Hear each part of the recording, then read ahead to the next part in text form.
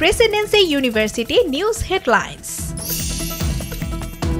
আওয়ামী লীগকে নিষিদ্ধের দাবিতে রাজধানী শাহবাগ মোড় অবরোধ করে বিক্ষোভ করছে এনসিপি সহ কয়েকটি রাজনৈতিক দল। মধ্যরাতে বিরতি দেওয়ার পর থেকে সকাল থেকে আবার ওই কর্মসূচি শুরু করে তারা। বিকেলে গণজামায়াতের ঘোষণা।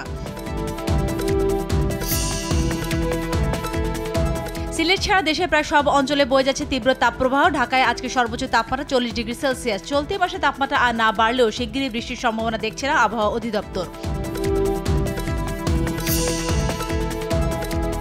পৃথিবীকে বাসযোগ্য করতে হলে মানুষের পাশাপাশি প্রাণীর সত্তা ভারসাম্য প্রতিষ্ঠা এবং বন ও প্রাণী রক্ষা করতে হবে। ঢাকা বিশ্ববিদ্যালয়ে এক অনুষ্ঠানে একথা বলেন পরিবেশ উপদেষ্টা সৈয়দা রিজওয়ানা হাসান।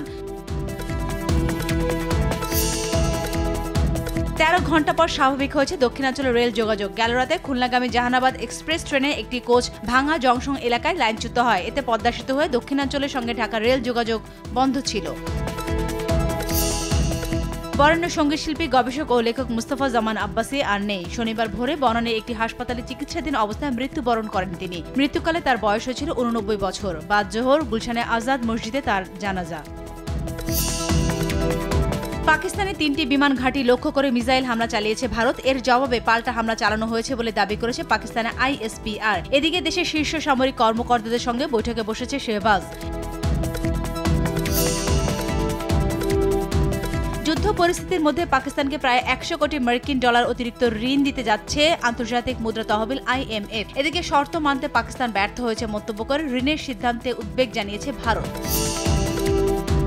ফিলিস্তিনে ইসরায়েলে হত্যাযজ্ঞ ও উচ্ছেদ আরেকটি জাতিগত নিধনের দিকে নিয়ে যাচ্ছে বলে শুক্রবার সতর্ক বার্তা দেয় জাতিসংঘের একটি বিশেষ কমিটি। এদিকে গাজায় ইসরায়েলের সর্বশেষ বিমান হামলায় 27 ফিলিস্তিনি নিহত, আহত আরও 87। বাংলাদেশ প্রিমিয়ার লিগে শিরোপার আশা বাঁচিয়ে রাখতে বিকেলে পুলিশ এফসির বিপক্ষে খেলবে আবাহনী। ময়মনসিংহের রফিক উদ্দিন ভুইয়া স্টেডিয়ামে খেলাটি শুরু হবে বিকেল 5টায়। হারলেই শিরোপা জয়ের কাছাকাছি চলে যাবে মোহামেডান।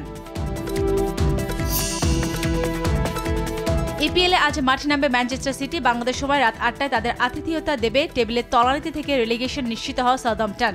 এই ম্যাচ জিতলে পয়েন্ট তালিকায় 2-এ উঠে যাবে সিটিজেনরা।